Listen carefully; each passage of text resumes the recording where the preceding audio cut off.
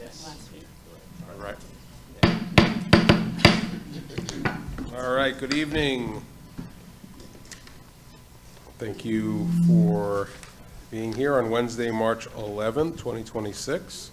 I got a new watch here. This is kind of cool. I don't know what I'm doing with this thing. I haven't had a watch on my wrist. Recording in progress. 7:06. All right. The time is 7:06. I'm going to call the regular RTM March meeting to order, and I'll turn it over for the town clerk to do roll call. Okay. Representative Adams?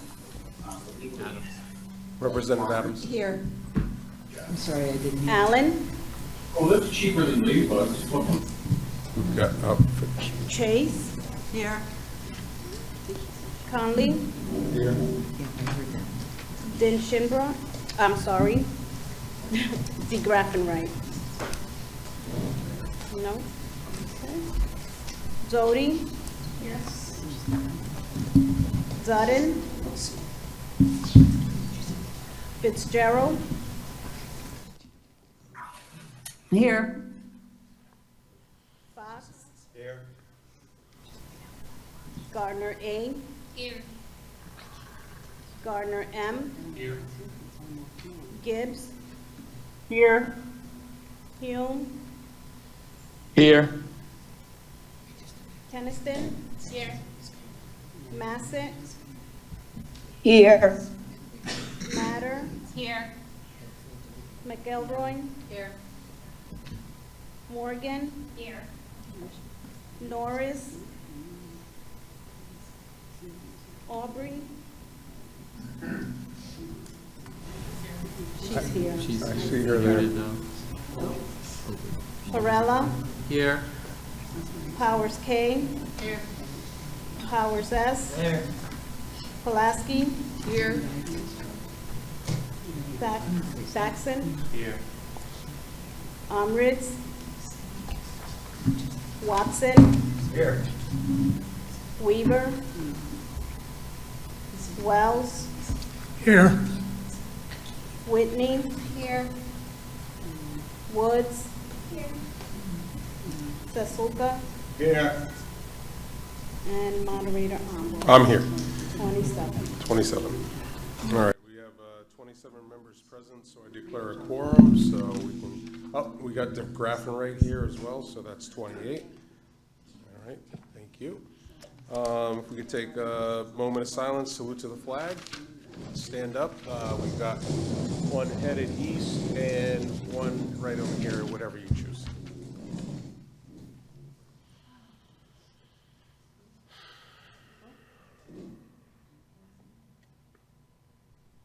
Representative Thaxton, can you lead us in the Pledge of Allegiance?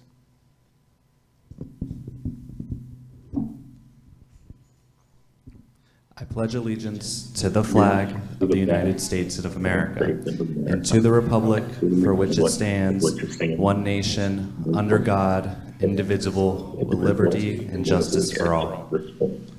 Thank you so much. A little feedback going, but all right.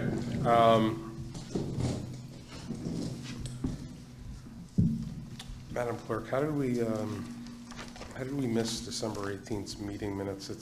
We've got two to approve here. There was that special meeting in Oh. December for the new orientation. Understood. Oh, correct. Okay. I just wanted to make sure. Okay. So for the RTM here on our item C, approval of minutes, we have two items to approve. One was the previous meeting that we had in February. The other one was for the special meeting that was the, excuse me, was the orientation that some of you participated in. So if there are no edits, deletions, additions, removals, and such, I will approve these minutes.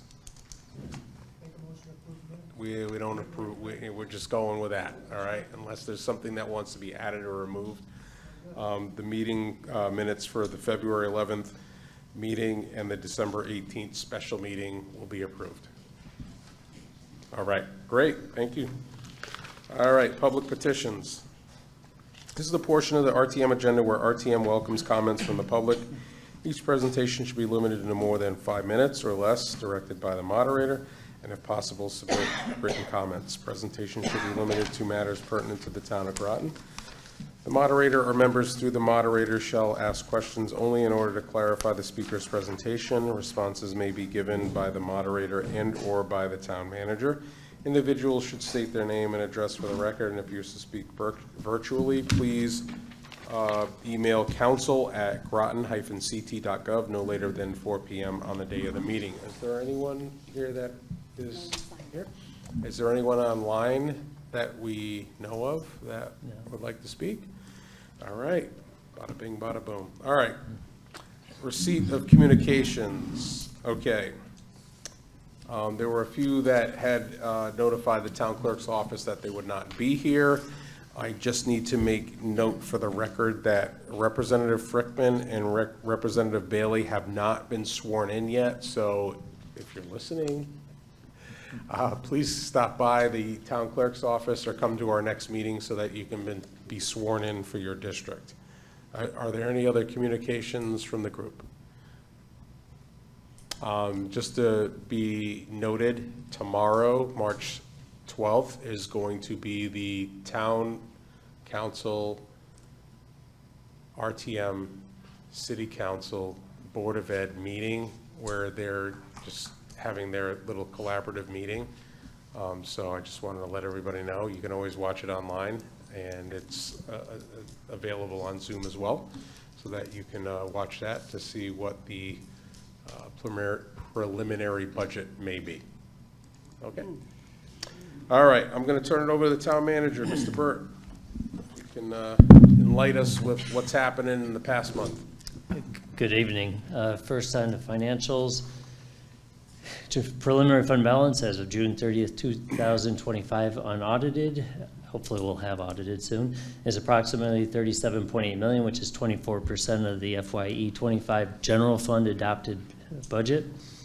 General fund contingency budget was originally appropriated at $300,000 for this year. It's currently sitting at $225,000, and I have every expectation once I get the numbers from the blizzard that will go beyond that for the cost of that overtime.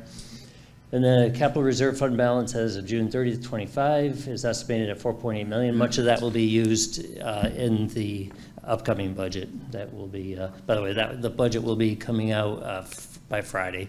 So in terms of, we'll receive it by then. Couple of quick updates. We're closing this week on 2 properties on Gold Star, 517, 529. If you're familiar with those, they were foreclosed properties. It's been a long process. It was ongoing some before I got here, eight and a half, almost 9 years ago. There's going to be multifamily residential development there. I believe it's about 400 units approximately. Athletic fields, we have a task force that have selected, we're looking for an engineer right now for the athletic fields phase 1. We've narrowed it down for the engineering companies to 3, which we'll be interviewing soon, and then move on to the next stage from there. We'll start actually just doing the real design of the athletic complex. Groton Heights Library, for those of you who are familiar with where we're looking to swap some property between the two, between Groton Heights and the library, that should be coming soon to the council. And then if you missed it, last night before the council meeting, we had a ECHO presented for Groton Heights. They're the preferred developer for that project. I'll send you, when I send out an email later tonight to everyone, I'll send you the link to watch that on YouTube. It was a good presentation. So, and then that's all I have, but I do have John Reiner here, the planning director, who's going to give a presentation. All right, before we move to Director Reiner, is there any questions for the town manager regarding his briefing and financial report? And for the new folks that are here, he presents it here and typically does pass this along via email shortly after this meeting. Yeah.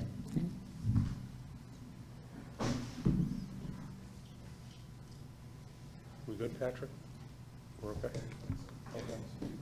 Okay. All right. Any questions from the folks on Zoom? All right, thank you, Town Manager Burt.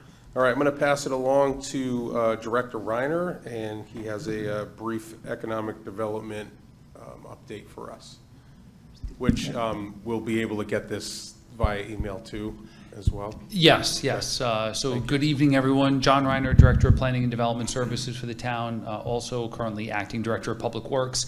I'm going to go through a number of slides tonight, and we will make this available for all of you. I don't expect you to read everything on the slides that I present tonight. There's a lot of details on them, so that when you look at this presentation later outside of this meeting, it'll actually make sense to you, and it's not just bullets and some words, but there's actually some graphs and other things that'll really jump out.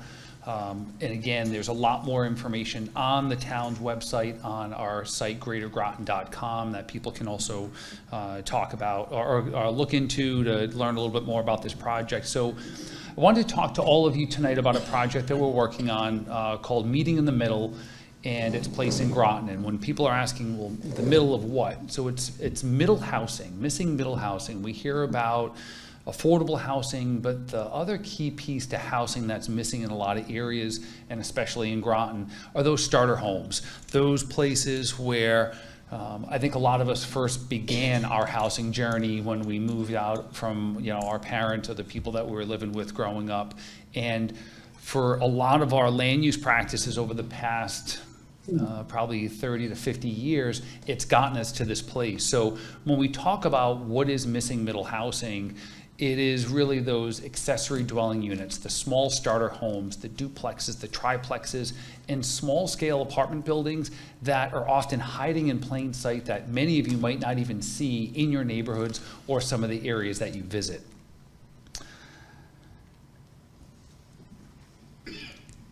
And missing middle housing can be affordable, but it's not necessarily affordable as like deed restricted towards like what the federal government defines as affordable when we talk about needing affordable housing.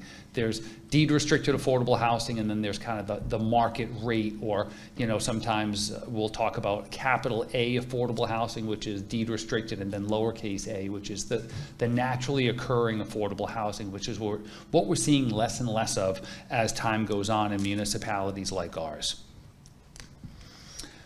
And how did this housing become missing? And there's not just one factor that got us to this point, but it's been a number of things, again, probably over the past 50 years. Zoning, building and fire codes, federal policies, and local opposition. And I'm going to talk about each of these very briefly tonight, but and the other thing that I try to think about, and how is this relatable to you? Because maybe some of the people in this room rent. I'm going to guess that the majority of you probably own your homes, but when you think back to your housing journey and where you started and how you got to the place that you are, or people that whether it's friends, family, kids, or grandkids, and them trying to buy a home in Groton or in the region right now. When we, maybe about 2-3 weeks ago, we did a snapshot of what's the median price of a house for sale in Groton right now, and back in the middle of February, it was $750,000. That's not a new home, that's just any home, median price in Groton right now. And there's not a lot of them available. A year ago, average age of a first-time home buyer in this country was 38 years old. It's 40 years old now for a first-time home buyer across the country. I imagine most of you that own your homes were probably in your mid-20s to late 20s when you bought your first home. So, again, just how things have changed. So adding some context, and if we don't start changing things, this is only going to get worse. So very briefly, zoning, we started getting more complex. We think of these awesome areas that we love, like downtown Mystic, or places that we visit, Portsmouth, New Hampshire, or other like really cool walkable communities. A lot of those things aren't allowed anymore within our zoning to try to build and replicate that stuff. It is also building and fire codes, the contractor types, permitting processes, things that we see that are sometimes necessary, but they've added extra layers, time, and expense to the things that we construct. Federal policies, the way that we loan money, some of the districting of what is eligible and what is not, and mortgage interest deductions benefit those that own versus those that rent. There's also, let's see here, one of the biggest hurdles to a lot of the housing and development that we see, and this is something that I think a lot of people in my field have kind of gingerly walked around for a while, but it's becoming so apparent in most of the things that we do, is we see local opposition. You know, people fear change, and when you own a home, that's your biggest investment, and people are often afraid of the impacts of what development around them are going to do. So whether it's, you know, NIMBY, the not in my backyard, CAVE, which is Citizens Against Virtually Everything, Banana, build absolutely nothing anywhere near anything, or one I recently came across was NOTE, which is not over there either.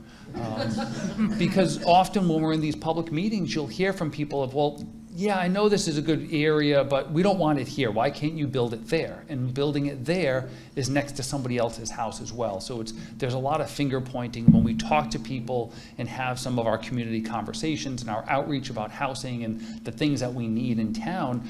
I hear questions about, well, why here? Why can't you build it in Ledyard? Or why can't you build it in other communities?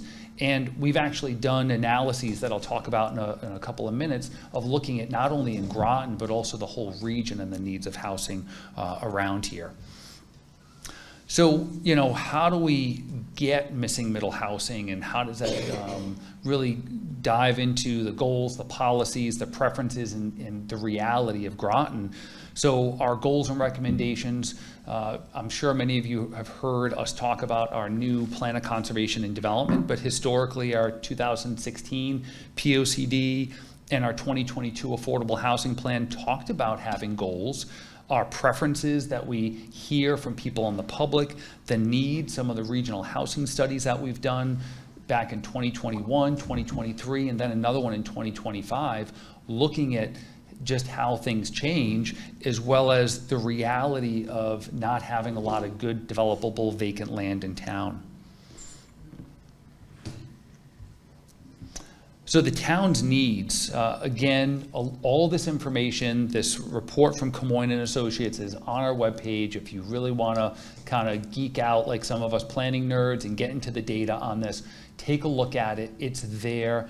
This is done by very qualified people, national experts, yet when we put this data out there, we still have people on our land use commissions that don't believe the data. No, I just don't agree with it. I can't tell you why I don't agree with it, but I just don't. It is real data. We did it in 21, 2023, and 2025, and it shows that we need, in just Groton over the next 10 years, somewhere between 4,000 and 5,500 new housing units to meet basic demand. Again, you want to know why median price of housing is $750,000? Yep, labor costs, material costs, but it's also the zoning and the land use policies that we enact, that we have control over in Groton. Of that housing that I'm talking about, 65% of that is missing middle. That's what the need is for the market. So when you think about the people you know that are looking for housing, people maybe like yourselves looking to downsize into something smaller, that all fits in that missing middle housing, but it's not there. You're looking for a smaller condo, a smaller house, good luck, because they're not out on the market. How are we doing this, and how are we paying for these studies and getting into this project? So we reached out, working with the Southeastern Connecticut Council of Governments and the Department of Defense. We got a $350,000 grant to do a deep dive into looking at missing middle housing and how can we get more of it in Groton, not only for the people that are here now, but also those in the future. We have a lot of pressure and growth in our community from not only are we an awesome place to live, we're on the coast, but there's this little employer in town, you might have heard about, Electric Boat, trying to hire a few people. There was an article in the Day a couple of weeks back that they're going to be hiring another 3,000 plus people, but they also currently have, last I looked, 3,141 open jobs in Groton today. That was 2 weeks ago, that was still listed. I doubt it's changed a lot in 2 weeks. That's a lot of new jobs in Groton, and people want to live here or close by. We've kind of saturated the market for getting existing employees, and if we don't address that, we're going to have a long-term problem with our employment base. I've gotten questions from people, well, what happens if 20 or 30 years from now, EB just goes down like they did in the 70s? Well, that's 30 years from now. A lot's going to change in 30 years, but if we don't address this problem now, if nothing changes, then EB's not going to be able to fill those jobs.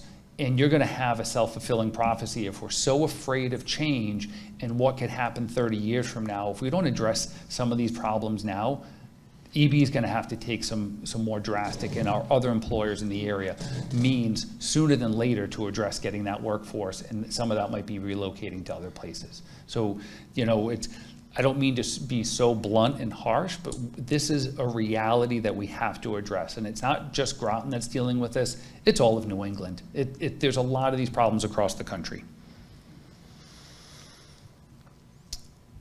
So, what does this project hope to accomplish that we're working on? Some of this, spreading awareness of the issue, listening to the community. We've been going out and talking and listening, having some of our community conversations.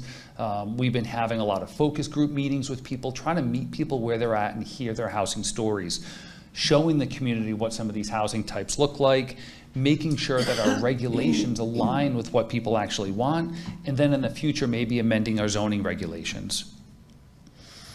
And this project is also being done kind of in tandem. So we're just wrapping up the first kind of final draft of our plan of conservation and development. Referrals are being sent out for the required time period. We'll be having a public hearing on that in May. But again, this is our plan of conservation and development, our POCD. It's a start in this direction, but there's still more to go. Again, we have a group of very qualified national level consultants that are helping us with this project, and that's really been helpful at the staff level to get this analysis done and try to get the word out. I'm going to do a quick little deeper dive into that housing analysis, but again, you can find all this stuff on our website if you really want to kind of dive into some of those key findings and look at this stuff. But the past two studies, the one that was done in 2021 and 2023, looked just at Groton. The one that we've done now looked not only at Groton, but also looked at the region, so we could have a little bit of a better answer for it's not just Groton's problems, it's what's happening within the region.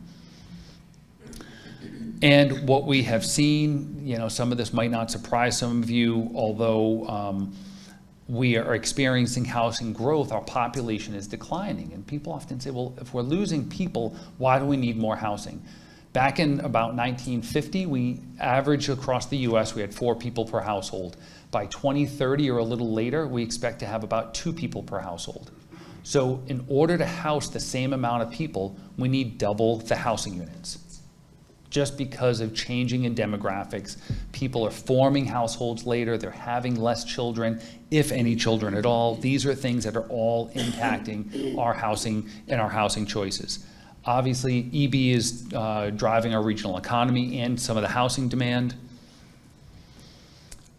Our population is aging at a faster rate than the rest of the region. I'm sure many of you know people that want to downsize out of a bigger single-family house or into a condo or something else, but there's nothing to move into. That's not available because people aren't building it.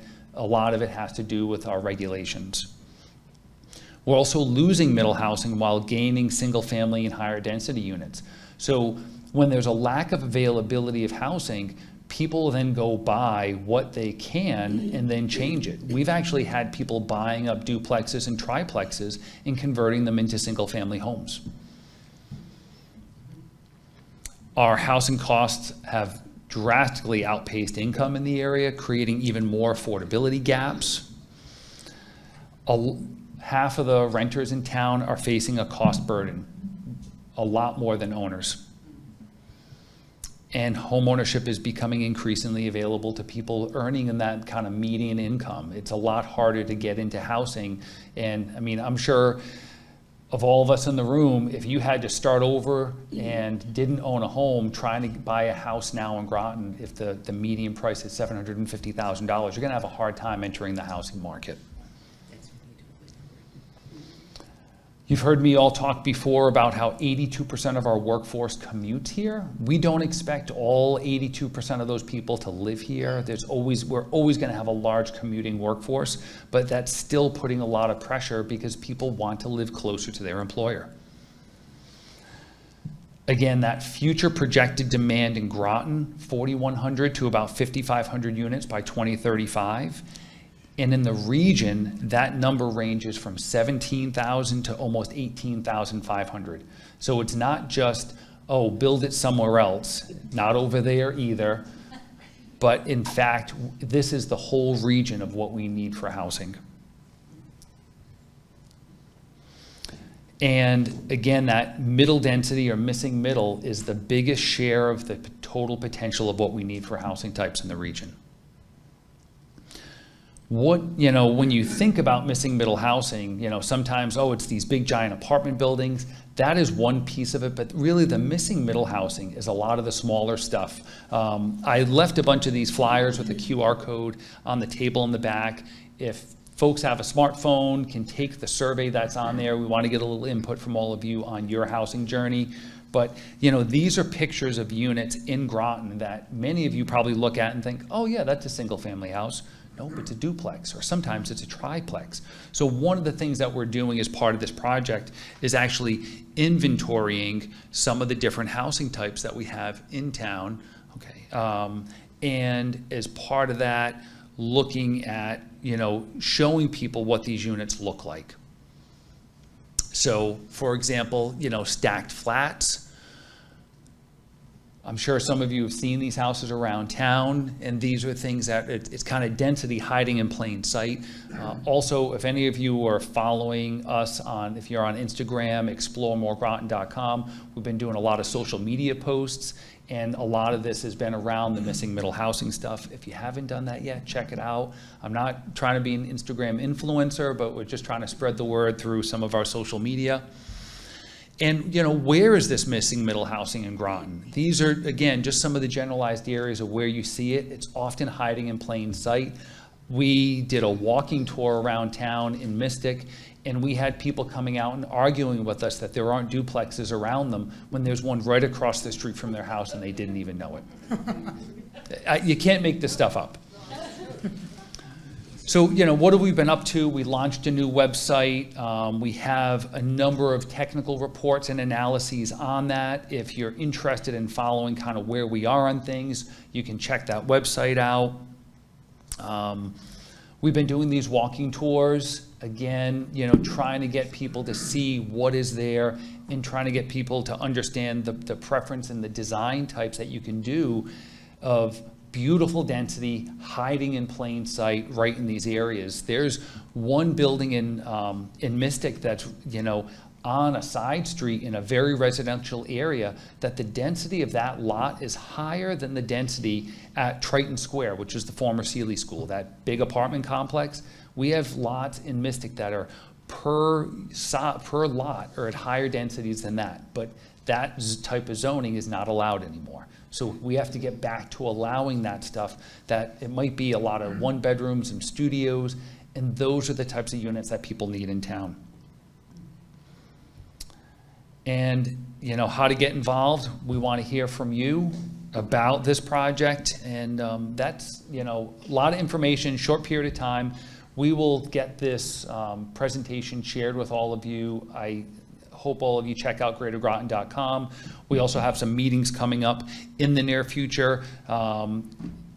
Here, Thursday, March 26th at 5:30, we'll be having another public presentation. Some of our consultants will be coming in about that.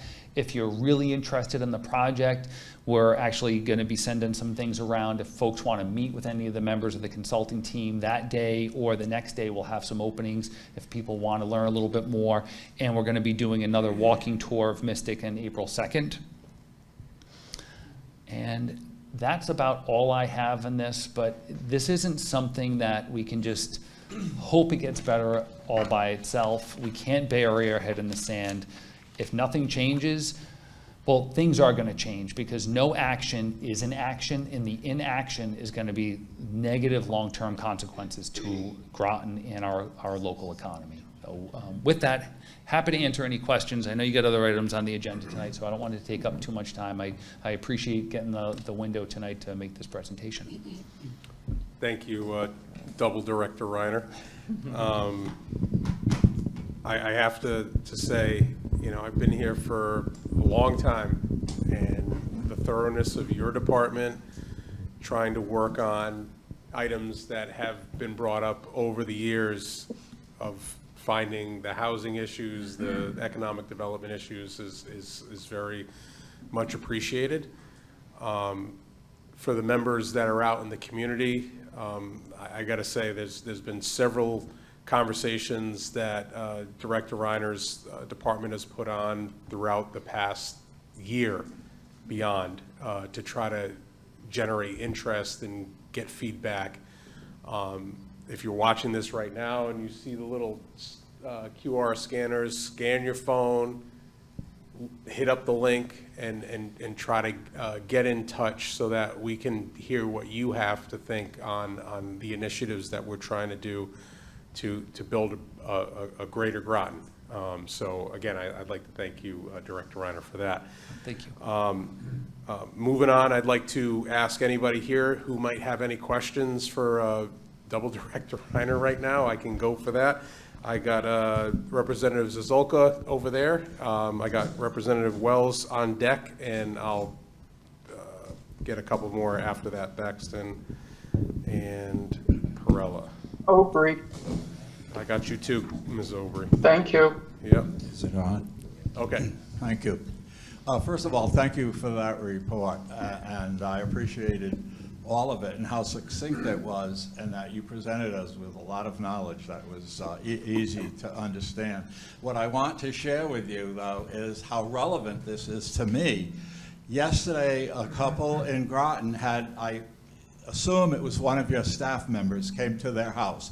They just bought a house in Groton after living for almost 60 years in Groton, and then decided to move in their 80s to another house. Well, one of your staff members did come to the door, but they were so nervous, they called me to ask me what was going on, and they wanted to know, should they let this person in? Well, I said, ask for an ID, and the man decided to leave his phone on as they invited your staff member to come into the house. So I heard all his questions, and at first, I was trying to put together, what are we doing in Groton? And I couldn't understand until, I can't wait to call them tomorrow to tell them what this was all about. And so that's the relevancy for me, and how I appreciate, and I know they'll appreciate, what you're trying to do, because their example exactly fits what you're saying. And so I just wanted to share that. So I don't have a question. The only thing I would maybe say is, how do some people know that the person coming to their door is with the town of Groton? Yeah, so if anybody from the town would be knocking on doors, they would have an ID associated with the town, and yeah, I think, asking for that type of ID. Yeah, and I sort of knew that. I just thank you. Yeah, yeah. Yeah, and often there might be a town vehicle that would be marked out there as well. And typically, even if it's, let's say, unmarked, you usually have, I'm a license plate guy. It's usually GRO at the end of the license plate, so it could be 716 GRO. So we pretty much have that all locked down too. Representative Wells, followed by Representative Thaxton. Well, I want to thank you for featuring my mother's apartment house in my house. Is that it right there, sir? Yeah, that's it. Oh, perfect. It's built in 1910 and hadn't been touched. So, and my mother was able to, with their income, qualified for a community development grant, and West Greenleaf went all over the place, and they scraped and struggled, and they said, you really need wiring, you really need this, you need that. And so, but they ended up putting in a central heating system, so instead of the individual kerosene heaters. And I wasn't sure you were going to be here tonight, but I brought some pictures. Okay. I'll set them over here to one side. Thank you, sir. And those types of buildings there, a lot of people look at that house and think, oh, that's just another single-family house. When, again, density hiding in plain sight. Sprinklers saved the thing, because otherwise we would have had to replace the wooden doors with metal doors, had put a window in the dormer in the top big enough for a fireman with all his gear to go through, and a whole bunch of things. And we sprinkled the building instead, so that's a struggle, but it's made a lot of fire safety things go away. Oh, good. Thank you. Representative Thaxton, followed by Perella. Hi, thank you, just like everyone said, for your presentation. I thought it was very informative. I was just curious, just because I'm not fully knowledgeable in housing, and I don't think everyone really is. And so I was wondering, does Groton primarily depend on in-state or out-of-state developers? And to that same point, what is the process for contracting a developer? Are there too many burdensome zoning regulations or permitting things? I'm curious what you think the primary obstacle is for getting developers to come here and build these projects. So a little bit of all of the above. We have some small scale developers, but not a lot of them. We don't have, I think, up until recently, we haven't seen a lot of significant development applications. I've been here coming up on 12 years. In the first few years that I was here, it was very little other than the one apartment complex, Route 12, Gunjawamp Road in that area, that's about 160 units. Other than that, there was very little development until Triton Square and then some other things that have been approved but not yet built in town. So because of that, we don't have a ton of local developers that do subdivisions and do this type of small scale housing. We have some, but again, because it's not allowed, people have gone elsewhere to kind of do some of that. So right now we see a lot of developers from outside of the region, some of them outside of the state, but a lot of them from Connecticut, all looking at Groton because they see the potential for growth here because of electric boat General Dynamics. But if our zoning doesn't allow the things that they want to do, well, then they're going to go and spend their money in Ledyard, in Norwich, in New London, and in Stonington, and other surrounding communities. And then those places are going to get the benefit of the taxes and the other retail and services that people here are often asking for. So that piece kind of happens. And then, some of it, are there constraints with our building code? Yes. Are there ways for us to get creative working with people on some of those things? Certainly. For example, where the old massage school was on Route 1, Jonathan Rogers was doing a development there of a bunch of essentially attached condos or townhomes, and working with our building inspector, they were able to build a certain type of fire-rated wall between each one of the units and the roof part of it, and it saved him, I think, $15,000+ per unit because he didn't have to put sprinklers in, because the buildings are now designed so even if a middle building catches on fire, the whole building would burn, and just that one unit would burn and fall in on itself because there's such good fire rating for the materials that are used. So some of it, we're getting a little bit more creative on things, but there are certainly, it's our zoning, it's cost, it's code, it's contractors, and some of this stuff compounds because if we don't have enough development for a while, then people start doing work elsewhere. People leave the region, and I'm sure any of you that are trying to hire an electrician or a plumber or a contractor to do work around your home, it's very hard to get them to call you back, and they're charging a lot of money because there's so few of them and demand is so high. Representative Perella, followed by Representative Aubry. Thank you, Mr. Moderator. Wanted to compliment, this is an excellent plan that you presented. And I know you've been working on it for quite a while. And there were several meetings that were held, and a lot of people did come that could come. You are absolutely correct in the fact of three major things. We as a community can try to shape this ourselves, or it's going to be put upon us that we may not like what we get. We are going to have to accept that the population is increasing in southeastern Connecticut. The good part of that is we can benefit from the profit of that, but we do have to be careful that we don't institute maybe regional zoning laws that could override our local, and I know that is not the case. That will happen, but it could happen. The other part of that is, again, the word regional.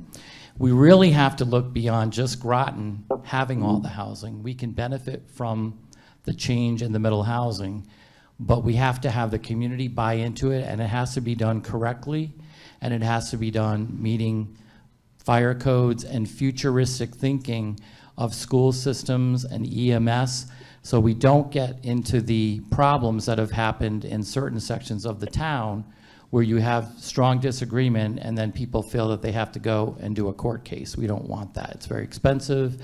It's not going to benefit the people that have invested in the properties, and everybody's not going to be satisfied. That's the first thing, and the second thing would be increasing some meetings with other regional planning directors. In my travels in the campaign 2 years ago throughout the 18th district, I went through a lot of areas and I walked a lot. And I have to tell you, there's a lot of housing that is middle housing and some of it's single family housing. The problem that you have in other towns, in addition to Groton, is that people are afraid of certain changes. Some people, I'll just use North Stonington, they don't want change over there. They don't want development. Plainfield just recently voted down a development over there, which could have brought them quite a bit in taxes. So because Groton's the leader in this community, and we have a lot of people, we're one of the largest political bodies, the RTM and the council, we have a good plan of development. And this is really good the way you're presenting this, because you're trying to get input from the people. But I would say that we need to really be connected regionally, or it won't work. And it's not going to be something in development that we would like. Now, Director Reiner, you did mention that you've been working with Southeastern Council of Governments and other stakeholders in this area, is that correct? Yeah, so we actually got this grant working with the Southeastern Connecticut Council of Governments. We meet with the other planners in the region. Representatives from the COG, or the Council of Governments, are on our kind of technical advisory committee as part of this project. And again, we do work with planners in and outside of the region. So in addition to kind of what we do, I'm also the chapter president of the Connecticut chapter of the American Planning Association. So I'm connected with the planners throughout the state. We do a lot of forums across the state on housing and other hot topics of things that are impacting us. The issues that over the course of my career, I've worked in a number of different municipalities. We are all dealing with the same issues. We are unique in our own ways, but the problems that we're dealing with and grappling with are not unique to us at all. They're all the same questions: traffic, school-age kids. You know, what are those kids are going to destroy us and our budgets? And what we're seeing is that people are having a lot less children. They're having them much later in life. Household formations are very different. Triton Square, Sealy School Apartments, it is 90% occupied. Last time I checked, there is one school-age child in that whole building. One. So, you know, we hear from people, oh, it's going to be the schools and the traffic. We don't have enough water. We don't have sewer capacity. We have plenty of water. We have a phenomenal reservoir. We have excess sewer capacity. All of this information is documented in the baseline report of our new draft plan of conservation and development, if we really want to get into the details and the weeds of it. So I hear what you're saying, and it takes a lot of time to dive into these issues and learn a lot of this information. And I don't expect you to just believe me for what I say, but the information is there. Read it, challenge it if you want to, but it's there, and it's done by top experts in the field that have spent their whole career doing this.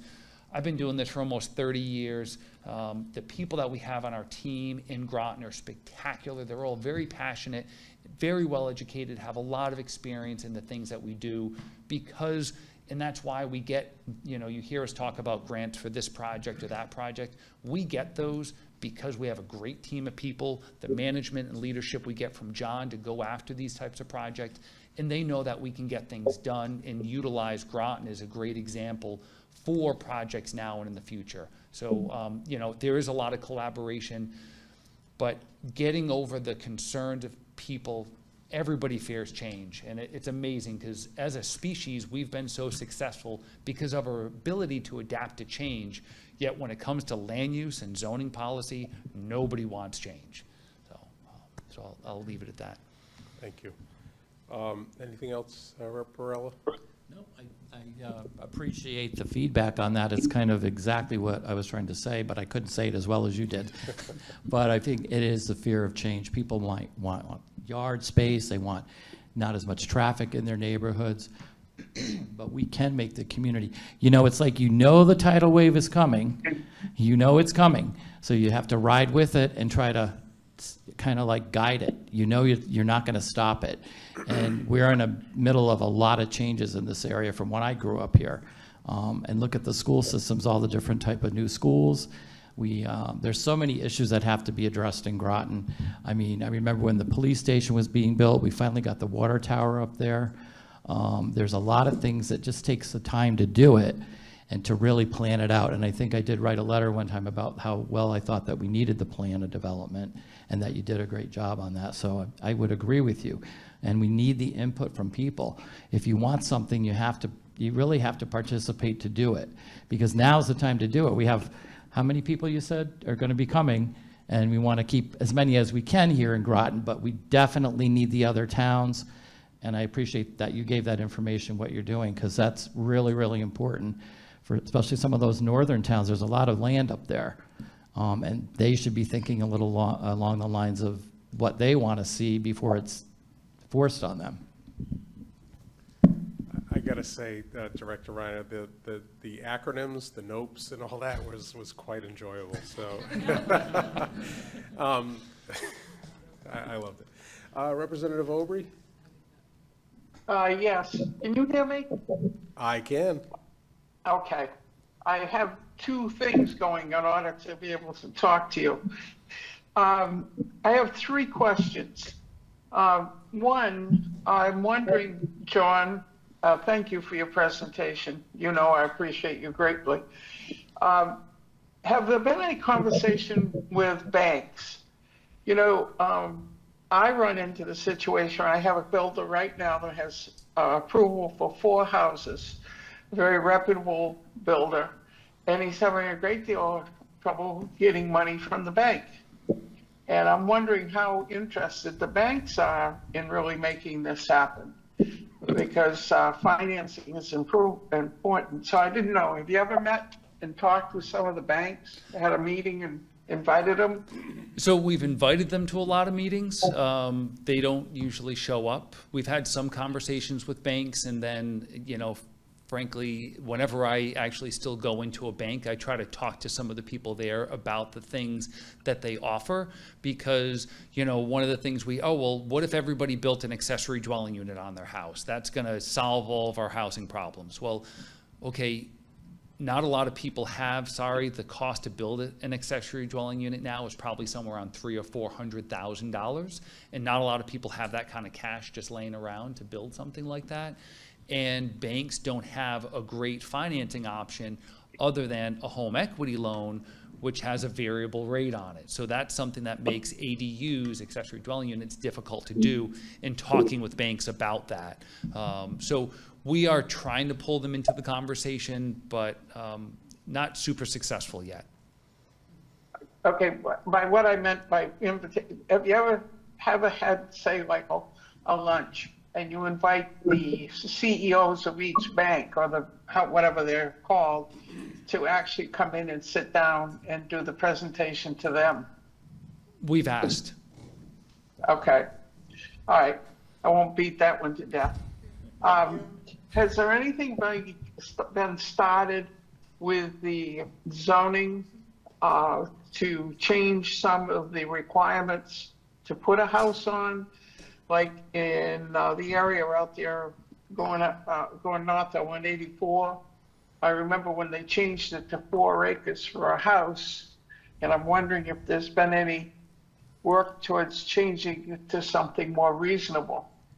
So right now, from a zoning perspective, no. As part of our plan of conservation and development, the future land use map, we've talked about some new zoning densities. Although at our last couple of meetings on this topic, our Planning and Zoning Commission is rolling back the densities that they were originally talking about because of concerns about too much development and not agreeing with the numbers that are in these studies. So, is there anything that you could share with us that we might be able to do as if we put a group together to begin to work towards trying to help them change their minds? I think if people that are interested in this topic write to our Planning and Zoning Commission or show up at some of their meetings and let them know, because, I mean, you all see it, all of our elected and volunteer groups, the people that show up to meetings are often, you know, sometimes that's the voice you hear. And when you go knocking door to door or you reach out to other people, you sometimes hear a different voice. We've done a lot of focus groups and outreach to people that are severely impacted by the housing situation that we're in now. We've brought that information to our Planning and Zoning Commission and, you know, have these very well done studies that we've repeated doing over multiple years to show people the data. But we can only talk so much, and if people don't want to listen to us, they need to hear from people in the community as well. Okay, and one other quick question. Have you received the directive from the state where they're saying now that they want to be shown where the possibility is for single-family houses to be built in your town? I don't know if it was just single family. There's some things that we're working with the Council of Governments due to House Bill, was it 8002, that we're working through some of that with our Council of Governments. There's actually going to be a public meeting in Groton about that. I'm trying to remember if that was March 30th or April 30th that we're shooting. March 30th that we're going to have something here in Groton talking about that housing bill and its impacts to Groton. It's not going to impact us here in Groton as much as other communities around Connecticut, but there will be some minor impacts. Okay, thank you very much. Appreciate your time. Oh, you're welcome. Do you want to speak, Representative Powers S? I would like to. Okay. Thank you. I didn't notice. All right, go ahead. I'd like to thank the ECD Commission and Director Reiner for all the hard work that they've done. Kristen and I have been at this for a number of years, and we've watched our community grow. The question I have, John, is we've added, what, over 1,000 units in like the last 3 or 4 years here? So we've approved about 1,000 units. Right, yep. But the only thing that's really been built, I mean, there's a smaller project on Route 12 that Eric Goodman's building right now, and then Triton Square. Right. But a lot of these other major developments, they haven't pulled building permits yet. Okay, And so what I where's- tell people is until hammers are swinging, Nothing's nothing's there. Yes. Well, my other question is this too, is we have a great service here because we have Groton Electric and we also have a public water and public sewer, which makes things totally easier once the utilities are in place to do the developments that we're looking for. Is that correct? That is correct. Right, and we still have like the enterprise zone in place, and through the plan of conservation and development, what I read, and correct me if I'm wrong, when somebody comes in to develop something, we require them to have at least 10% open space. Is that correct for the? For certain subdivisions and Correct. other Not things. the condensed zoning, it can't be done that way, but Yeah. like what we were talking about. So the middle housing, will that have some of that It very well restrictive could. nature to it? It certainly would. All right, We thank haven't you. crafted the zoning yet for it, but yes. Thank you. Because, you know, we appreciate that there's a lot, approximately 30% of Groton is permanently protected open space. That's a big number. And there's still a lot of undeveloped land north of Route 184, north of 95, that is highly constrained for development, that we're going to see very little, if any, development for the very long future, beyond my lifetime. So, you know, we hear often from people a concern about the whole town's going to get paved over. That's not going to happen.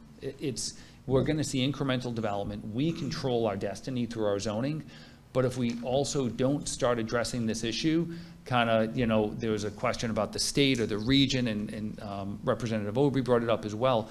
At some point in time, the state is very concerned about the lack of housing in the state and the need for housing. And if we, the municipalities, don't start controlling our own destiny in a positive way in starting to solve that problem, the state's going to solve it for us, and they're going to come down with a heavy hammer on us. And we've seen it happen in other states around us. Thank you. Representative Whitney, followed by Representative, yes, Woods, thank you. I guess Thank you so much for what you're doing. It is important. And I guess I was piggybacking off what you just said and what Representative Powers was saying. Are you guys primarily focusing on trying to repurpose places that are already essentially not wilderness and not trees and stuff like that versus building new things and destroying wild areas? Like, are you looking to use places that are already built first? So when we look at sound planning and smart growth, we want development to go where infrastructure already is. And a lot of that is where development has already happened. So there are some instances, where a lot of places we'd like to see some areas just get a little bit denser and a little bit more happen. But those are also the areas that you have the strongest not in my backyard, because it's right there and people are looking at everything. And they don't want to see that 1 acre open area that they always thought was just trees and beautiful turn into housing for people. And why can't you put it somewhere else? And if it's out of sight, out of mind, and even, well, what about the rural parts of town or other towns that are more rural? Well, they don't have the infrastructure, they don't have the jobs, and then that just leads to commuting and greenhouse gases and unsustainable practices.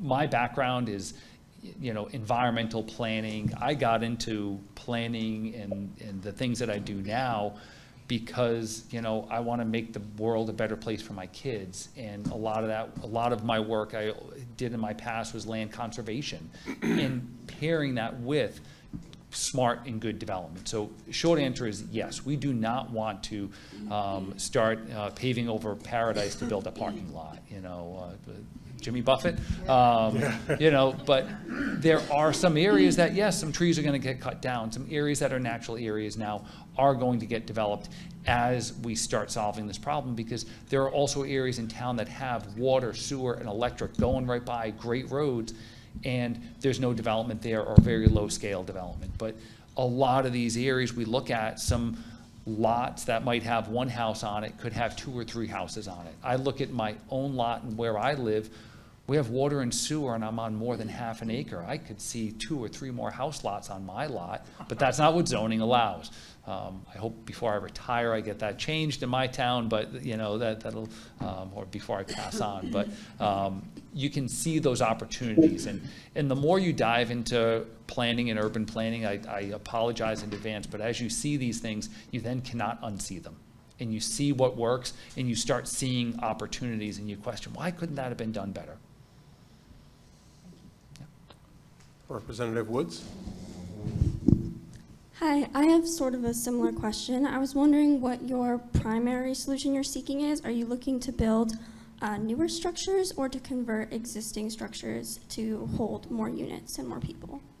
So it's going to be a little bit of a combination. I think there's probably going to be more building of newer structures that smaller units, or looking at duplexes and triplexes. I lived in a duplex for the majority of my adult life, and it was great living, and it was in a neighborhood full of duplexes, and there was such a great sense of community. Yeah, we were all on top of each other in that neighborhood, but some people like that, some people don't. But right now, there's not even much of a choice to have that as an available option. I often use the analogy of, if you want a car, you can buy a small car, a medium size, a big size, any color you want, air conditioning, all kinds of options. We do not have those types of choices when it comes to housing. So really, we want to create the ability to have more choice when it comes to housing options. In Groton, we don't have a lot of McMansion type houses. There are some neighborhoods with some bigger homes, as opposed to other communities that you saw a lot of those McMansions being built in the late 80s, the 90s, the 2000s. I think long term, you'll start to see some of those types of houses getting converted into multiple units. But I think here we're going to see more of infill development in existing neighborhoods. Okay, thank you. You're welcome. Is there any other first-time speakers before I allow second-time speakers? All right. Representative Perrella? Make it kind of brief. When they had the meeting, sorry about that, at the Benny's location before the new gym went up, I know there was a lot of talk about trying to convert those properties and possibly looking at housing with those owners. And I didn't know if there was something in the works with the Groton Shoppers Mart or any of those complexes, because that could be, as I'm going to kind of quote Representative Obry, the Groton proper. And I would like to see that area kind of developed where you'd have a combination, the village, going up from Pequannock Road. So that would be something that would be attractive, and I think people would possibly locate there. So I didn't know if that was kind of in the works as well as the new building that you were trying to do, and I think that the public might buy into that. Yeah. So, we, the town, I often try to, again, analogies, we can set the table. So that area in town has spectacular zoning. It's in an enterprise zone, it's in a tax increment financing district. We've done everything that we can to spur development there. But just as I can't force any of you to build an accessory dwelling unit on your home or convert your house or subdivide your lot, I can't force developers and property owners to change something on their property. Right now, there's no plans to make any changes to that plaza. And, I've been here almost 12 years. I've been talking about that. I've heard from a lot of people about, getting Groton proper to change and get some new development down there. But until the landowners have a financial incentive to do it, and this stuff costs a lot of money, to build Triton Square, probably talking upwards $60–80 million. It's big investment, and if there's a lot of risk associated with that. So there's a lot of things that property owners and developers have to weigh with this stuff. So short answer is no, there's no plans right now to do anything there. Do we talk to the property owners there? We do. They know that they have an open invitation. They know what their zoning is. They know what the incentives are and the things that we're trying to do to encourage development there. Any other questions from any members? And the only other item, sorry, to just kind of interject on that, just as we can't keep waiting for downtown Groton to develop and change. And that's why we're looking at some of these other areas around town. It's not that we want to encourage development sprawling all over the place, as Rep. Whitney brought up, but instead we have to look at where some of these other areas are, Route 12 and other areas in town that have infrastructure. But over time, we will see some of these things change eventually. Thank you, Director Reiner. I just have one thing that I want to bring up for clarification, because some of the folks in here and some of the folks at home have probably heard, okay, the zoning is not allowed. The reason why the zoning is not allowed isn't necessarily because we don't want it. Is that correct? It's based on our commission deciding whether or not they think it's appropriate for our community. Is that correct? Correct. So, who makes these land use decisions? It's we, the staff, we advise. So our Planning and Zoning Commission is the group that adopts our plan of conservation and development and then adopts the regulations for our zoning and for our subdivision regulations. And if they deem something's not appropriate, or they, based on studies and feedback, or if they are just not ready for it, they're the ones that implement the zoning. So if we want to see change, we have to show them why and convince them why there should be change. And so again, this isn't a federal or state regulation that's prohibiting folks from developing certain areas. Correct. It's our local land use regulations that are dictating whether or not a certain parcel in one area or the other is usable at this current time based on the regulations we have on the books. Is that correct? That is correct. We adopt our local zoning. There are general practices and guidelines that we have to be consistent with the state, but they don't set what our minimum lot sizes are. They don't tell us what areas in town can be and cannot be dense. The only things that they kind of regulate are some of the areas where there's infrastructure or not, or where we can or cannot expand sewers to. Mm-hmm. But if we want to get more dense in certain areas where we have infrastructure, there's not really a whole lot of limits that are set by the state. That's more on us. Okay. And again, for those who are not aware, that would be the Planning and Zoning Commission that is operating within the town of Groton. It's appointed, or they are appointed by the Groton Town Council. There are 8 members on that board.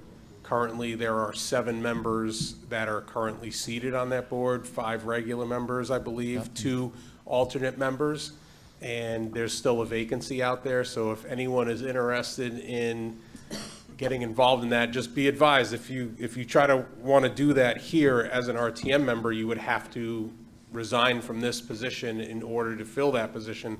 But if you do know someone else in that community that's interested in this pursuit, then you would have to fill out a application with the town clerk's office and then get vetted and approved from the Personnel and Appointments Committee, and then approved from the town council. But again, that would be the meat and potatoes on what decides or dictates what is being developed, not developed, so on and so forth, in layman's terms. If you need any more details, I would defer you to these 5 professionals to my left. All right, any other questions or comments? Yes, Representative Wells. Every time I read about a fire, I think about the sprinkler systems. And I know my mother's brother, Joe Herman, was a longtime fire chief in Mystic. And his wife used to say every time he went out at night to answer a call, if someone were trapped in a building as chief, he would be the one to go in to get them out. And I know the old Mystic fire chief doesn't have high blood pressure, but takes blood pressure medication, because every time the bell rings, his blood pressure shoots up. So anyway, I hate to think of, people in there playing around with candles and a bunch of things, set something on fire. And so I've often thought maybe something like the Scottsdale sprinkler ordinance would work, except that Aquarian really sticks it to you for hooking up a sprinkler system. Anyway, it's on my mind a lot, and I guess this is probably my one opportunity to say a little something about it.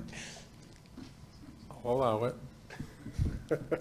Again, one other thing to note, because I've been learning this as a city councilor for the city of Groton, is that there's a lot of, the chief couldn't just walk in and run into the building unless he had someone to back that person up.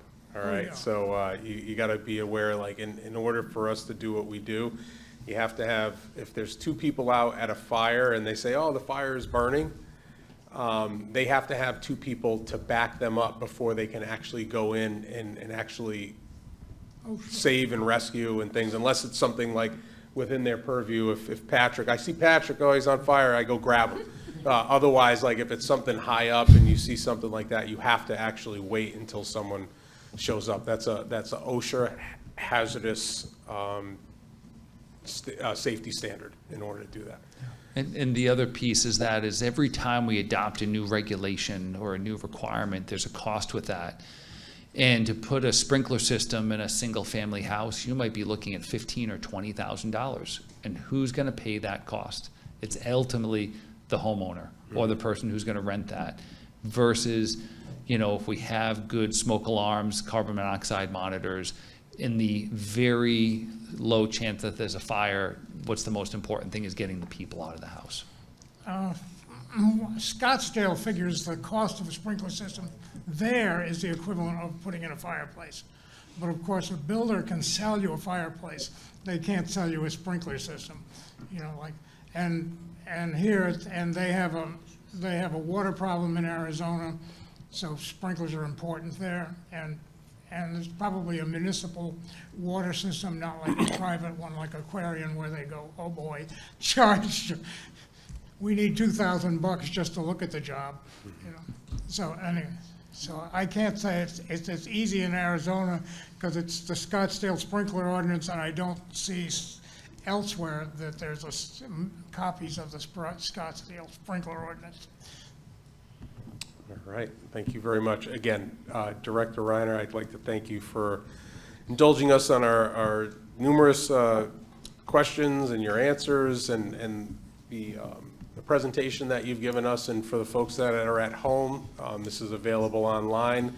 All of those missing middle discussions and all of those community conversations that we have had over the past year plus are on greatergroton.com, and you can always connect through the Town of Groton website in order to do that. And I highly encourage any folks that are interested in this to please reach out, and if you have any trouble, you can always reach out to myself or our great town staff in order to find out what you're looking for. So thank you so much. All right, thank you. Thank you for the time tonight, everybody. Thank you. Thank you. All right, I know we went a little long on that, but it was definitely a worthy endeavor in order to have these conversations.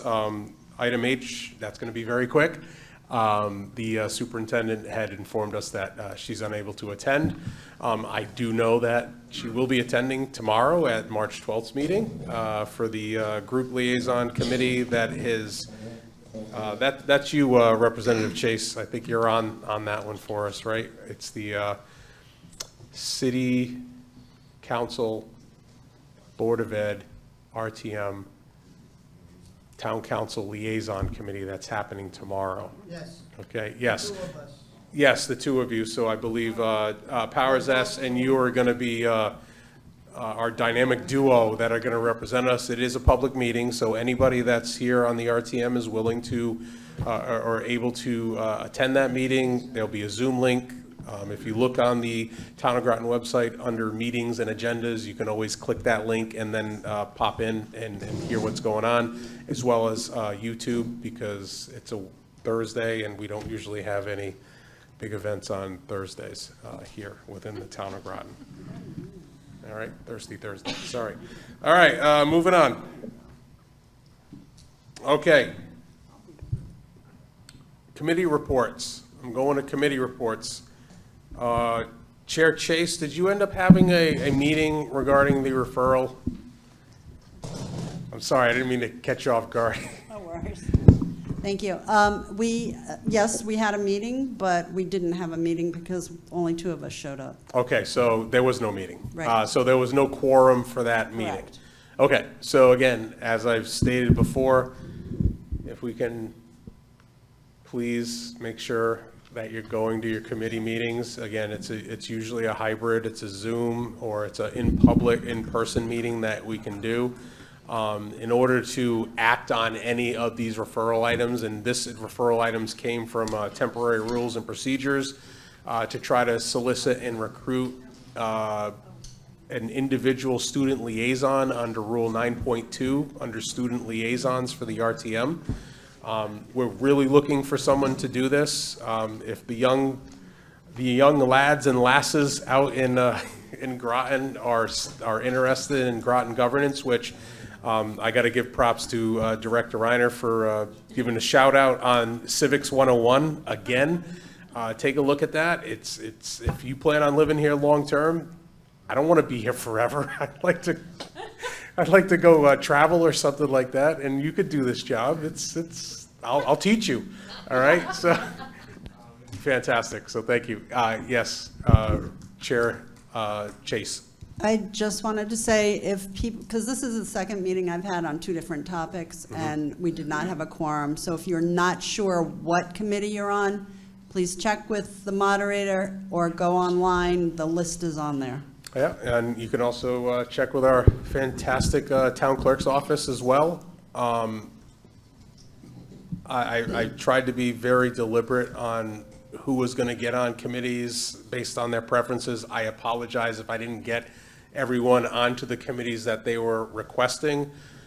If you're unable to participate in that, please let us know. It's okay if you say, you know, I can't do this, and I'm sure I can find someone else that's on deck that's willing to serve in that capacity. It's part of our obligation as sworn elected officials in order to do these things. So we'll try again. We will try again. But again, my whole purpose is to get the youth engaged in our government process, and hopefully we can do that moving forward. It was one thing that I mentioned to some folks offline to state that, you know, this was a rule that was put in prior to me being moderator and prior to me getting re-engaged and sworn in. And there was a reason for it, and since that's happened, we haven't had any participants to do this, and I really want to see this happen. And again, some folks might not like what I say. If not, then this is probably something that we need to scuttle as part of our rules and obligations and part of this.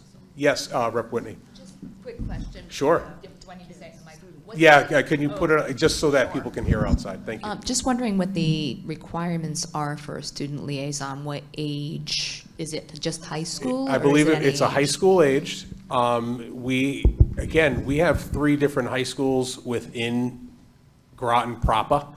And then, as well as, I would also like to include anybody that's being homeschooled. So anybody that fits that criteria that's interested. So part of what, and I hope you don't mind me speaking of what we talked about, I think we kind of narrowed it to the Fitch, but we have Grosso, we have, I know it's not this, but I call it fish school. We have fish school and we have homeschooling. So if there's some participant that's interested in that, I want to open it up so that we can have as many diverse voices that we can. Yes, I want to add that no matter what high school they go to, they must be a resident of Groton. that is correct. You're absolutely right. So they have to be a resident of Groton in order to participate in this. And again, it's something that was brought up prior to me standing here, and I want to see this happen if this is a rule that we all want to encourage and embrace, and otherwise, then maybe we need to have a referral to say, get rid of this rule.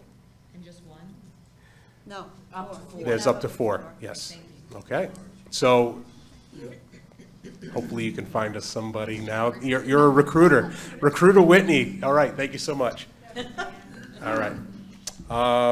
Okay, so that one, we're still in referral status, so we're going to leave that on the agenda item. Next one we have here is for recreation. Chair Watson, you are up.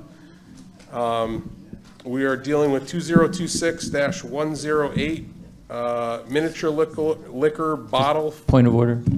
Just on the first one, I just wanted to say no meeting, no report. Oh, that's fine. I assume that. Thank you, though. Chair Powers, no meeting, no report. No meeting, no report. Public safety, it is not Chair Adams anymore. We have Chair Allen. No meeting, no report. You didn't have to say that out loud, but that's great.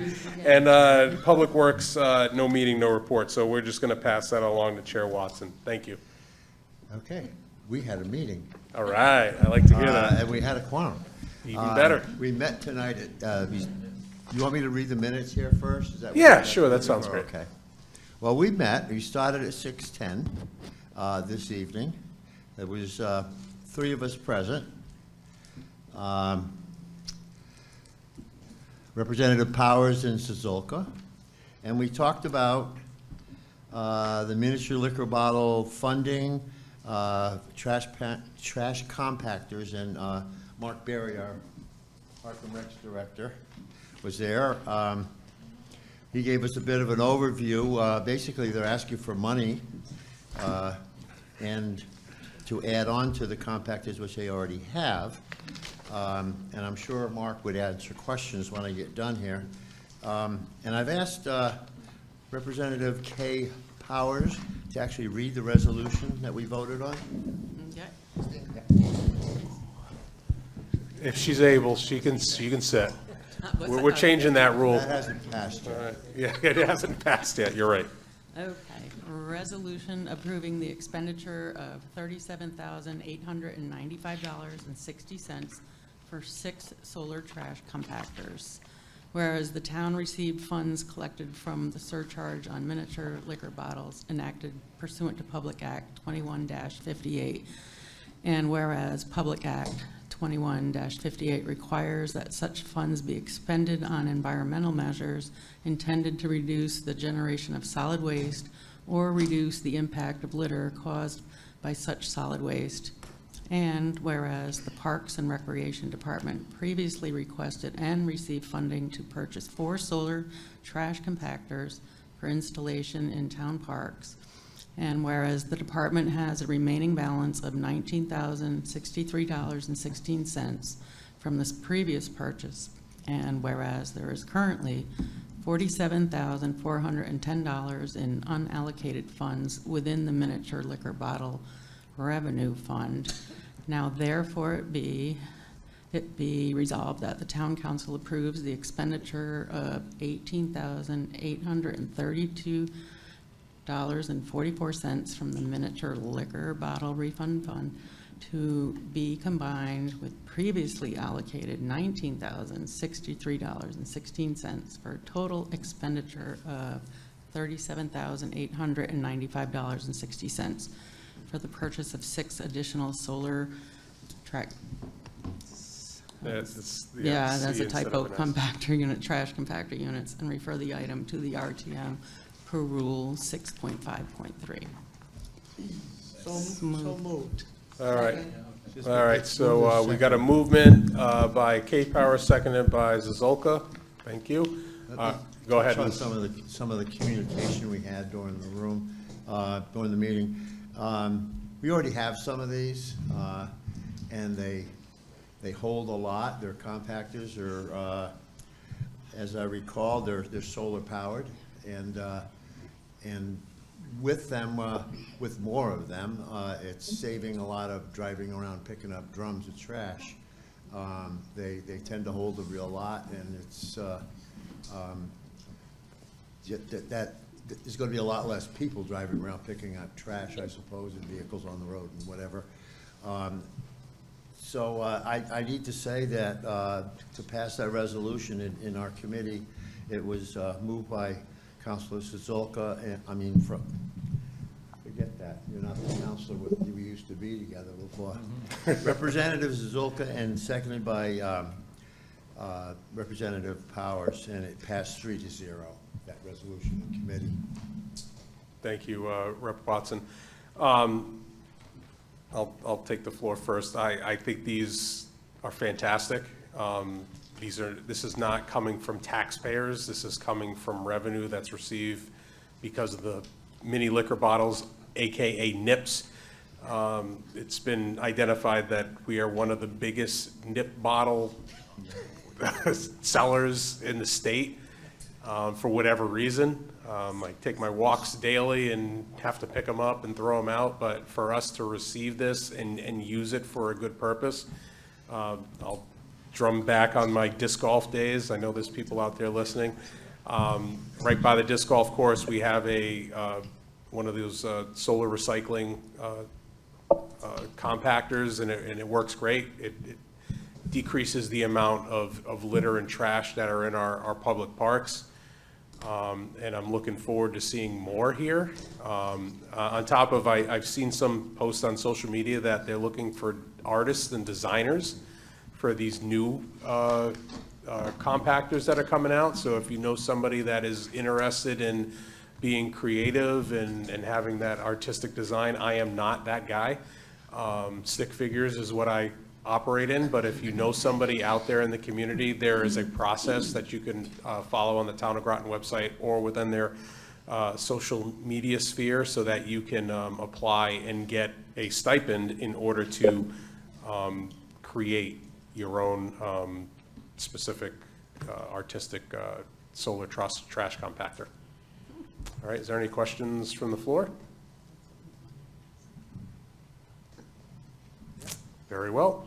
Seeing none, I'll call for a motion on, or call for a vote on 2026-108 miniature liquor bottle funding trash compactors resolution in the amount of $37,895.60. All those in favor, please say aye. Aye. All those opposed, please say no. Any abstentions? All right, that motion carries. We still have 28, right? All right, 28, 0-0. If we could just approve these minutes, we're good to go. I'll move that our minutes are approved. Second. All right, motion was moved by Chair Watson, seconded by Powers S.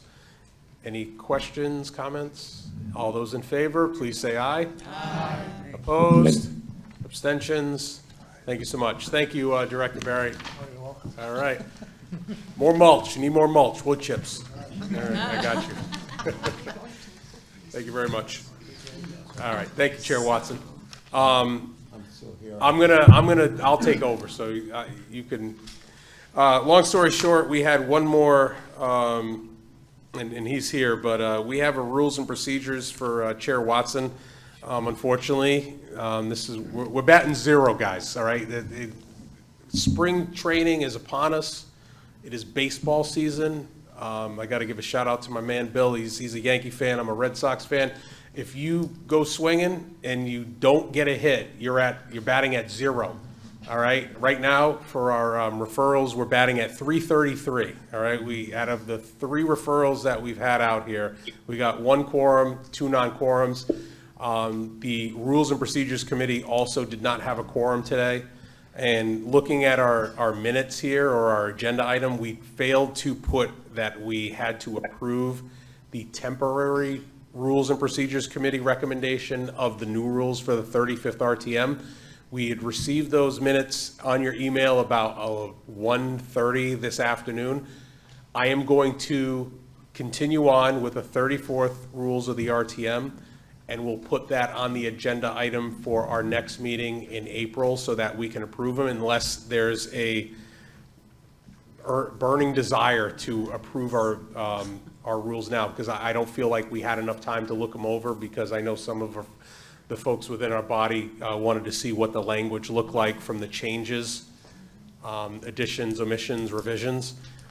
So unless there's an objection to that, I'm going to put that on our April meeting agenda, and then we can deal with that then, and hopefully we can have more conversations about the current Rules and Procedures Committee dealing with the items about adjusting time limits for public comment and Zoom participation / discussion.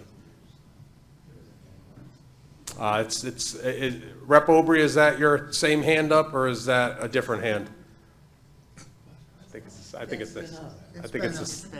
It's been up. I thought it was. Okay. All right. She put it down. Okay, great. Oh, you did. All right, even better. All right, any liaison reports? We're moving on to liaison reports. Rep. Wells, I saw people swinging clubs today, all right? Yeah, so it was very exciting out there. I'd love to give a revenue report, but I doubt they had any, because the course was covered with snow. Correct. We had 3 meetings scheduled, and 1 got snowed out.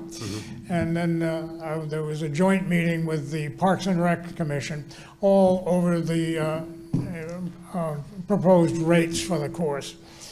And they did a pretty good job. I think they considered a lot of factors about who pays and which groups bring in the greatest money and so on. And there wasn't too much of we pay a lot of taxes, so we should get a free golf cart. So they're trying to put the rates comparable to what are charged by other municipal, like Norwich in particular. Anyway, they had that went to the council last night, and so I'm not really prepared to report on that. I'm kind of disappointed. Mr. Barry slid away. I just asked him to fill it in, but in the past I've noticed that they have rate increases, and the increases brought it up to what it was 2 years earlier. So there's a tendency to give out discounts, but I think they've got it, because I think our town manager will say, no, we don't want to put any capital improvements for fixing bunkers and tees and so on, so we're going to have to pay for that. They seem to be conscious of that. So anyway, I will, there's no sense throwing around the percentages, because I don't know where it all ended up. You can watch Understood. last night's council meeting. Yeah, and I was going to say the same thing, Representative Wells. If anybody's interested in what they've decided, the town council COW yesterday deliberated what the rate fees and all that, based on what Representative Wells had mentioned. So again, it's not necessarily part of our purview to do that fee structure, but I avoid commenting, I just listen. it's perfect for a liaison. You're doing great. All right, check plus. I appreciate it. Any questions for our liaison on that? All right, Representative Aubrey, did you have anything to bring up for economic development? You're on mute. You're a mime, I can't hear you. Okay. Sorry about that. No, go ahead. Can you hear me? Yes. Okay. I just wanted to apologize for the fact I've been away and I haven't really been paying as much attention as I should have, so I do not have anything for you tonight. All right, But thank you so much. Florida was great. All right. I'll be confirming that next week when I leave for Florida on Thursday. Okay. All right. And I'll be playing golf too, and not disc golf, which is shocking for me. All right. I got a slice. I'm sorry. I got a big bad slice. All right. Any other liaison reports? Yes. Representative Conley? Thank you, Mr. Moderator. Just that it was very informative at the Shellfish meeting. It was my first one. Couple of quick things. The police department is going to get their own credit card machine to make easier transactions up there that goes right to the Shellfish Committee. They didn't do samples last month because of the ice, and it wasn't because it wasn't safe. It's just it's not allowed scientifically for the samples. A bunch of stuff I learned, which I recommend going to the meeting, but one of the big things I remembered they wanted us to say is to support your local oyster farmers and the Connecticut oysters, because a lot of people are going towards Rhode Island, and they're trying to have a shellfish week or like a buck-a-shuck luncheon or something, and they really pushed that, and it was nice to see the committee work with the fishermen and the residents. There was no arguments. They all want to make the shellfish better around here, but they said if you have a choice to pick the Connecticut oysters, and they'd really appreciate it. Mm-hmm. I couldn't agree more. Mystic Oysters does a great job. I'm just throwing my little sidebar in right now. Ever since COVID, they've had a great deal. If you go to the hatchery down in Noank, you can get 50 oysters for $30. It's fantastic. They're very amenable. If you want big ones, small ones, it's fantastic. So you can cook them, you can slurp them, whatever you feel like doing. I would highly recommend checking them out. No ink oysters. Don't give me that look. You're out of water, sir. All right. Thank you, Rep. Conley, for that. All right, we're moving on to item K, budget discussions. Before I open up the floor for that, I know that the town manager and his staff has been working diligently to prepare the budget. It is prepared, and I believe by Friday, the books are going to be out and ready to go, correct?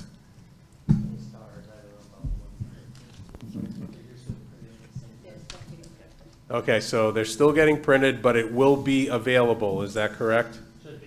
Okay. We'll receive them tomorrow, as long as we get them tomorrow, and then we'll put a digital version online too, and I'll send that link out too. Okay, so again, we're meeting our guidelines on the charter to have that available and presentable. I know there was a discussion at our last meeting on who wanted one digital, who wanted one paper in order to save the taxpayers' money. Either way that we do it, we're assuming that everybody's getting a paper one regardless. If you don't want it, or when you're done with it and you wanted to recycle it, please recycle it, right? We can recycle it back, and that might save us a little bit, but long story short, we're paying for it anyway, so. Let me add one quick thing. Yes, sir. I just want to remind everyone that there'll be a public hearing on the budget on March 25th, Wednesday, March 25th at 6 p.m. right here in this room at Thrive. So just a reminder. Okay, and that's going to be the initial public hearing for the budget? Yeah, the superintendent and I each present budgets, and people comment, yeah. Yep, for those that are new to this operation, again, for the folks at home, you can watch it on YouTube, you can click on the link at Zoom, or you can come here to Thrive 55 on March 25th at 6 p.m. We are going to have our own public hearing once it's our turn to take a look at the budget. I still have to work with Town Clerk Melendez and her staff to see what days are going to work in our schedule. And we'll start knocking heads and figuring that out. Typically what we'll do is we'll only do it from either a Monday, Tuesday, Wednesday, or Thursday. I have preferred in the past to do it a little bit earlier so that we can get that done. I know that some folks are still getting home and all those other things. I don't have that problem anymore because I'm retired. Yes, I'm retired now. See all the gray hair? I'm retired. So I'm going to still go with that same modus operandi and say, look, I'd like to get it done early because we got a huge list of items that we need to take care of. So what we're going to do is we're going to break it down first so that you guys under Rule 6.5.3 can deal with it on the committee level. So that's why it's important that when you get the emails from the town clerk's office that you put it in your schedule that you're going to go to this meeting. Again, Zoom is workable. You can go in person. Either way works.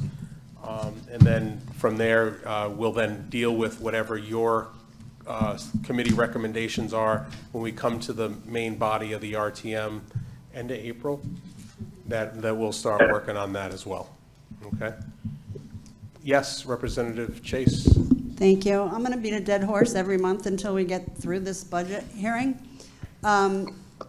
Please watch the budget workshops for the school budget, because that is where most of our tax dollars go. Please watch them. You'll get a lot of information out of that.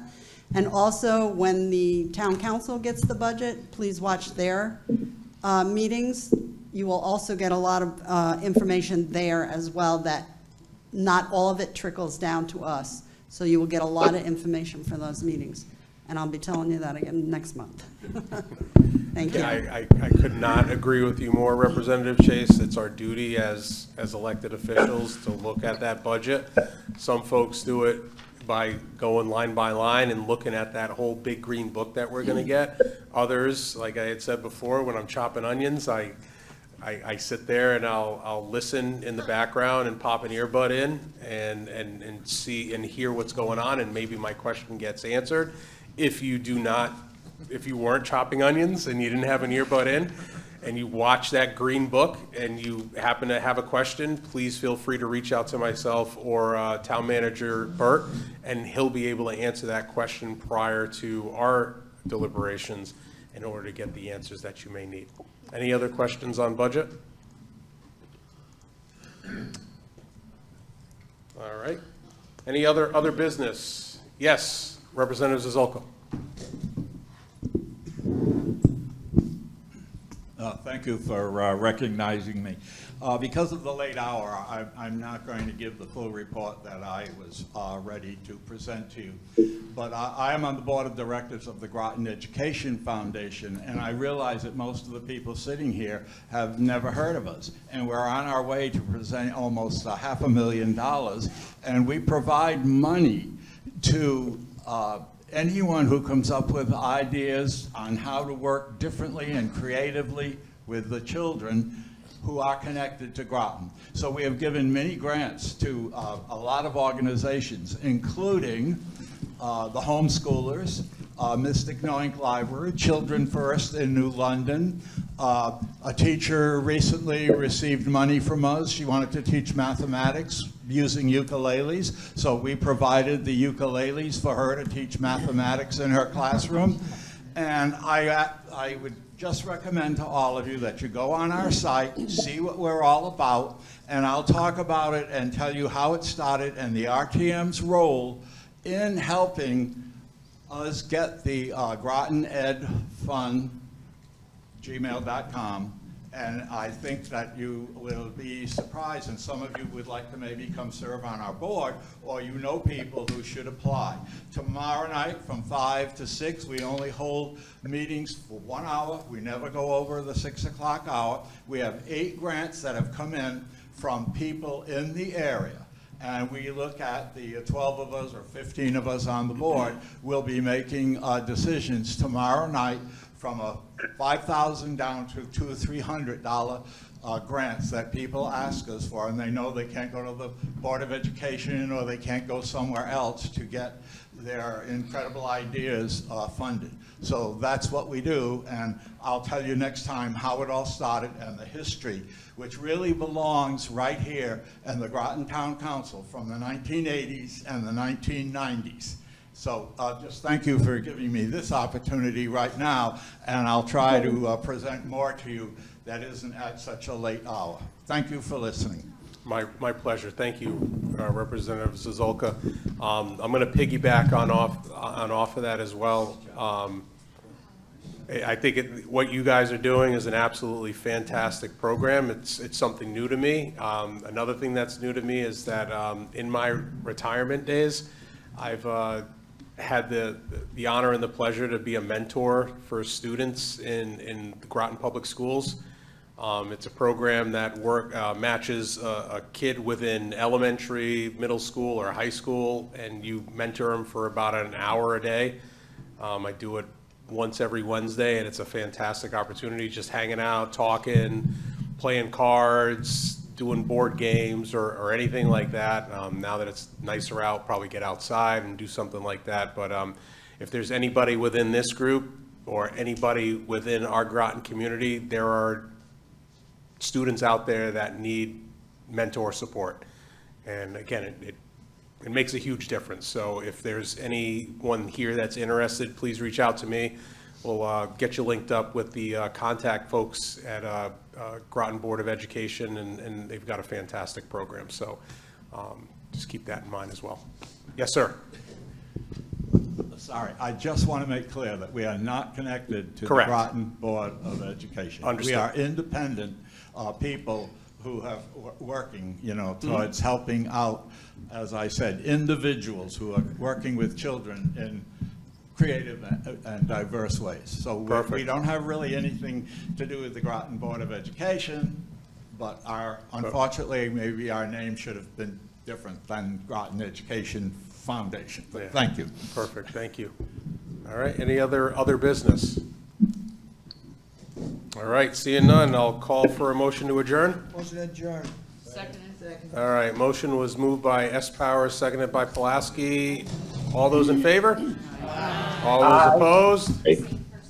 Motion carries unanimously. I think we had 27 now, correct? 27-0-0. Thank you so much. Have a great evening. See you next month.